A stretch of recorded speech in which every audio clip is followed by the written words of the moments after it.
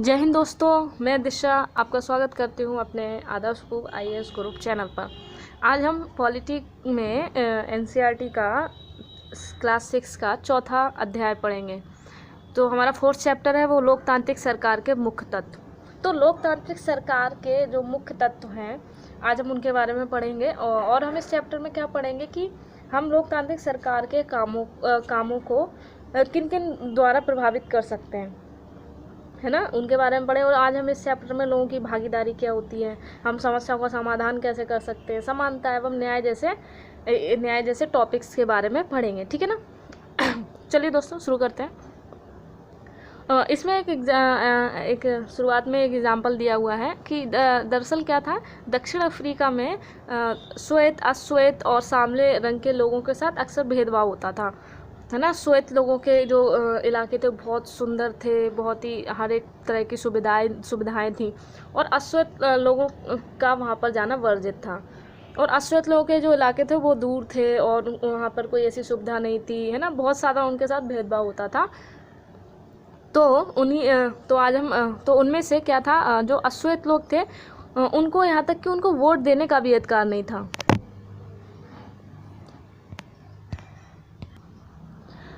है ना। तो अश्वेत लोगों को ना तो वोट देने का अधिकार था।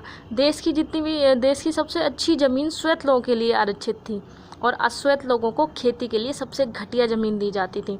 तो इसी से पता चलता है कि श्वेत और अश्वेत लोगों के साथ कितना भेदभाव होता था।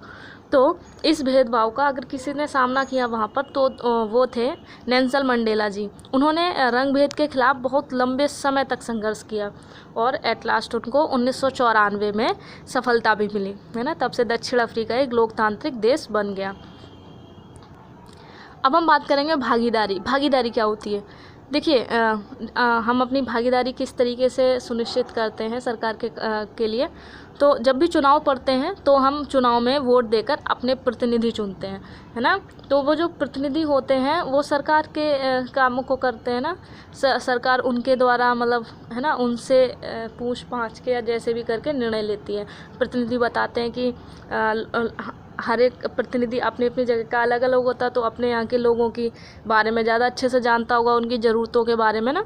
तो हम उनको चुनते हैं और वे सरकार के होते हैं, है ना। तो अक्सर और जब भी निर्णय लिए जाते हैं तो ये मान लिया जाता है कि प्रतिनिधि निर्णय लेते वक्त लोगों की ज़रूरतों और मांगों को ध्यान में रखेंगे।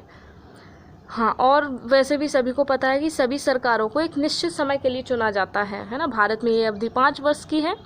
एक बार चुने जाने के बाद 5 वर्ष तक वह सत्ता में बने रहते हैं। हाँ, तो जब अगर उन्हें दोबारा चुनाव में मतलब उन्हें सत्ता में रहना है तो उनको चुनाव जीतना होता है। लोकतंत्र में अपनी ताकत को हम जब महसूस करते हैं जब हम मतलब वोट देने के लिए जाते हैं ना, तो उस समय लगता है कि हाँ कि शुरुआत तो सरकार की हम ही से होती है और इसीलिए सरकार हमारे प्रति मतलब जवाबदेही है। तो इस प्रकार क्या होता है कि नियमित चुनाव होने से लोगों का सरकार पर नियंत्रण बना रहता है। सरकार भी सोच समझ के अपने कायदे कानून लाती है, नीतियाँ लाती है, जिससे कि लोगों का ज़्यादा से ज़्यादा विकास हो। अब हम बात करेंगे भागीदारी के अन्य तरीके। देखिए, एक तो मैंने बताया वोट देकर भी हम अपनी भागीदारी सुनिश्चित करते हैं लोकतांत्रिक सरकार में। और भागीदारी के और भी तरीके हैं, जैसे सरकार के कार्यों में रुचि लेकर और उसकी आलोचना कर भी हम अपनी भागीदारी निभा सकते हैं।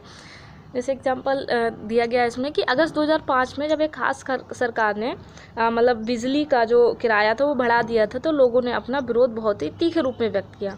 लोगों ने जुलूस निकाले, हस्ताक्षर अभियान चलाए। तो सरकार ने अपने निर्णय के बचाव में सरकार को तर्क देने पड़े, क्योंकि सरकार हमेशा लोकतांत्रिक सरकार हमेशा जनता के लिए जवाबदेही होती है। लेकिन लेकिन सरकार को समझाने के लिए बहुत से तरीके अपनाने पड़े, उन्हें अपने तर्कसंगत जवाब देने पड़े, है ना। लेकिन अंततः उसे लोगों की बात माननी पड़ी और बिजली के बढ़ाए गए दामों को घटाना पड़ा। तो सरकार को अपना निर्णय भी बदलना पड़ा, तो क्योंकि मैंने आपको पहले ही बताया, क्योंकि आम जनता के प्रति सरकार जिम्मेदार होती है। ऐसे कई तरीके होते हैं जिनके द्वारा लोग अपनी राय व्यक्त करते हैं, जैसे मान लीजिए जुलूस हो गया, धरने हो गया, हड़ताल, हस्ताक्षर अभियान आदि, है ना। इनके द्वारा हम बता सकते हैं जो बातें गलत हैं और जो न्याय संगत नहीं है, उन्हें हम इनके द्वारा सामने ला सकते हैं। और अखबार, पत्रिकाएं और टेलीविज़न भी जनता से जुड़े मुद्दों और सरकार की जिम्मेदारियों पर चर्चा करने में महत्वपूर्ण भूमिका निभाते हैं। सबसे इम्पॉर्टेंट बात है कि देखिए, अगर देश के लोग सजग और संवेदनशील हैं और इस बारे में रुचि लेते हैं कि देश कैसे चलाया जाए, तो निश्चित ही उस देश की सरकार का लोकतांत्रिक स्वरूप बहुत ही मजबूत होता है। अक्सर होता क्या है कि सरकार एक बार हम एक बार सरकार को चुन लेते हैं, उसके बाद हम सरकार पर ध्यान ही नहीं देते, मतलब सरकार जो कर रही है ठीक है, फिर हम केवल इतना वेट करते हैं, क्या कहते हैं, अब दूसरे चुनाव आने दो तब देखेंगे। लेकिन अक्सर हमें जो गलत है उसके लिए हमें इन सब जैसे जुलूस है, धरना है ना, हड़ताल और इन हस्ताक्षर अभियान द्वारा हमें अक्सर सरकार को बताना चाहिए। अगर वो कुछ गलत कर रही है तो हम उसको इनके द्वारा बता सकते हैं। तो है ना, अब हम बात करेंगे विवादों का समाधान। विवादों का समाधान कैसे होता है, हम इस पर बात करेंगे। देखिए, कैसे विवादों या समस्याओं के समाधान के लिए कई बार हिंसा का प्रयोग किया जाता है। देखिए, ऐसा इसलिए होता है कि जब एक समूह यह मान लेता है कि दूसरे समूह को विरोध करने से रोकने के लिए हमें बल का प्रयोग करना चाहिए और वही उचित है, तब विवाद उभरता है। और विवाद तब भी उभरता है जब विभिन्न संस्कृति, धर्म, क्षेत्र, आर्थिक पृष्ठभूमियों के लोग एक दूसरे के साथ तालमेल नहीं बिठा पाते, है ना, तब विवाद उभरता है। तब इस समय ऐसे लोगों को लगता है कि उनके साथ भेदभाव किया जा रहा है। तो अक्सर लोग अपने विवादों को ख़त्म करने के लिए हिंसात्मक तरीके भी अपनाते हैं, जिससे अन्य लोगों में भय और असुरक्षा की भावना आ जाती है। तो इस समय सरकार की बहुत ही अहम जिम्मेदारी होती है कि वह विवादों का समाधान करे।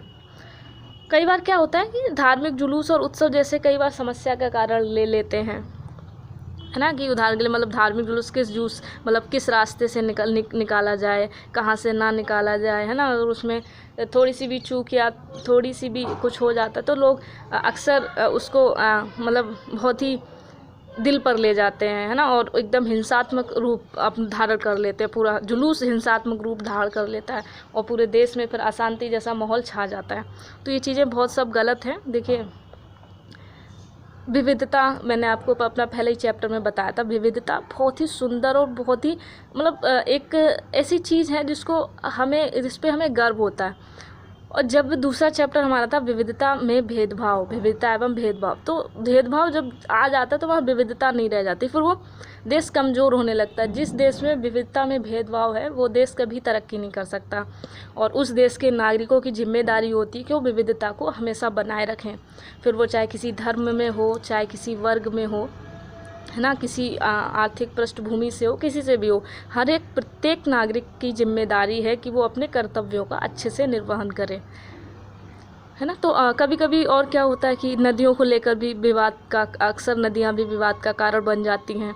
कुछ क्या होता है कि मान लीजिए एक नदी है जो 2-3 राज्यों से होकर गुजरती है, तो 2-3 राज्यों में ही क्या कहते हैं विवाद होने लगता है कि हमें इतना पानी चाहिए, हमें इतना चाहिए, है ना, क्योंकि हमारे यहाँ से नदी निकल रही है इसलिए हमें ज़्यादा चाहिए।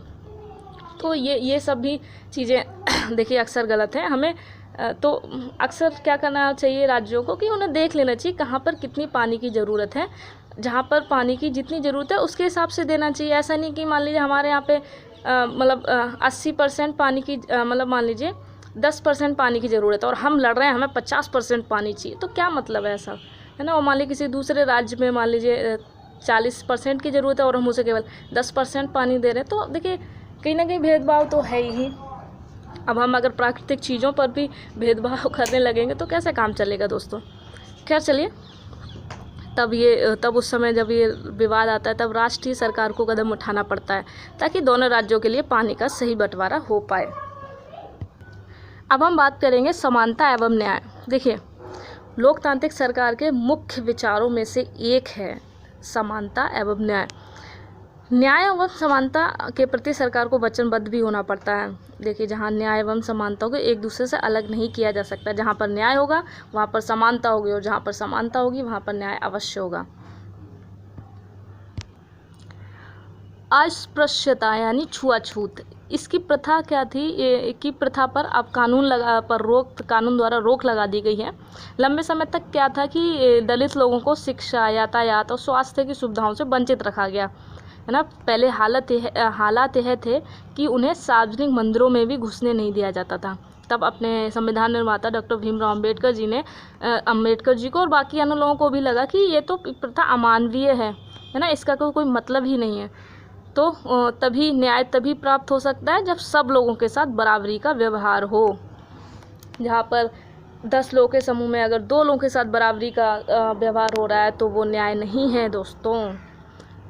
देखिए, सरकार भी समानता और न्याय की ज़रूरत को पहचानती है ना, और वो उन समूहों के लिए विशेष प्रावधान करती है जो समाज में अब भी बराबर नहीं माने जा रहे हैं, है ना। वो ऐसे समूहों के लिए आरक्षण टाइप की चीज़ मतलब व्यवस्था लाती है जिन लोगों को, जिनके साथ मतलब जिन समूहों के हालात अच्छे नहीं हैं, है ना, तो उनके लिए आरक्षण जैसे मतलब व्यवस्था लाती है। तो ऐसे एग्जाम्पल लेते हैं। अक्सर हमारे समाज में क्या होता है कि एक आम प्रवृत्ति है कि लोग हमेशा लड़कों की देखभाल लड़की से ज़्यादा करते हैं। इसका मतलब है कि समाज लड़कियों को उतना दर्जा, उतना अच्छा और उतना महत्व तो नहीं देता जितना कि लड़कों को देता है ना। ये एक भेदभाव की बात है। ये धारणा गलत और अन्यायपूर्ण है। इसे दूर करने के लिए सरकार ने कुछ अहम कदम उठाए। सरकार ने कुछ विशेष प्रावधान भी किए जिससे लड़कियां अपने साथ होने वाले अन्याय से छुटकारा पा सकेंगी। एग्जाम्पल के तौर पे सरकारी स्कूल और कॉलेजों में लड़कियों की फ़ीस खत्म या कम करने का प्रावधान किया गया, है ना। अब आप ही सोचिए, आपके अनुसार क्या फ़ीस कम कर देने से लड़कियों को स्कूल जाने में मदद मिलेगी? अगर मिलेगी तो कैसे? क्या आपने किसी के साथ कोई भेदभाव होते देखा है ना? अगर आपने देखा है तो इस स्थिति में आपने किया होगा, आपने क्या किया, है ना। आप क्या अन्य लोग आपसे सहमत थे? जो लोग भेदभाव कर रहे थे उन्हें आपने कैसे समझाया?